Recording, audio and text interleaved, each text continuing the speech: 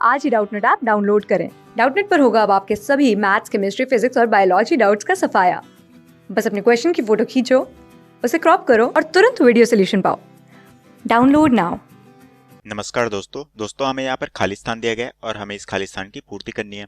और प्रश्न में हमें दोस्तों कहा गया है कि कोयला और पेट्रोलियम ऊर्जा के खाली स्थान स्रोत हैं।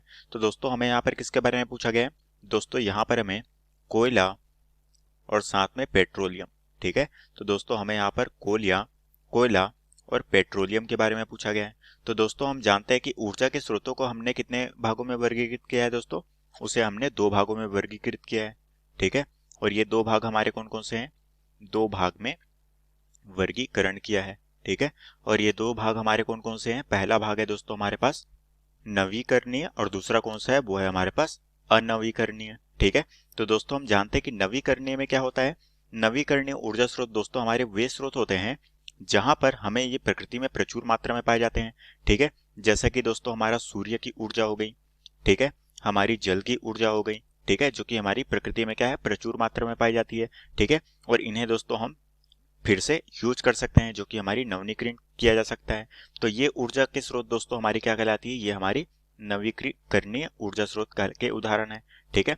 अब दोस्तों अनवीनीकृत कौन सा होता है? वो दोस्तों जो कि हमारे हमारे पृथ्वी पर पाए जाते हैं, जो कि बहुत ही दुर्लभ मात्रा में होते हैं, ठीक है। और ये दोस्तों हमारे हजारों साल के बाद हमें प्राप्त होते हैं। जैसे कि दोस्तों कोयला कोयला दोस्तों हमारे जमीन के अंदर से हमें प्राप्त होता है और ये हमारा क्या होता है? ये हमें हजारों साल के बाद में हमें प्राप्त होता है जीवाश्म ईंधनों के द्वारा, ठीक है। साथ में दोस्तों हमारे पेट्रोलियम के पदार्थ हो गए, ठीक है।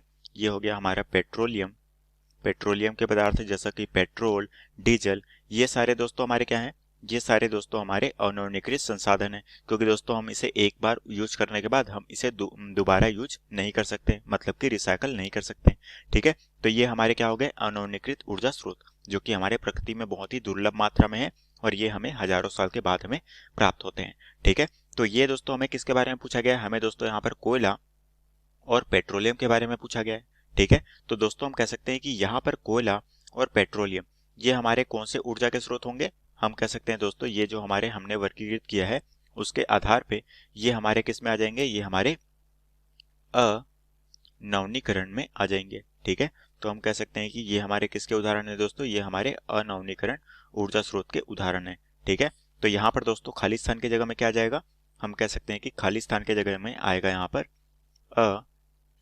नवीनीकरण ऊर्जा स्रोत, ठीक है।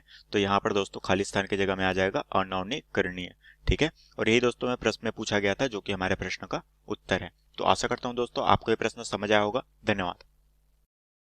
क्लास 6 से 12 से लेके नीट, IIT, JEE मेंस और एडवांस के लेवल तक 10 मिलियन से ज्यादा स्टूडेंट्स का भरोसा। आज ही डाउनलोड करें डाउटनेट ऐप या व्हाट्सएप कीजिए अपने डाउट्स 8400 400 400 पर।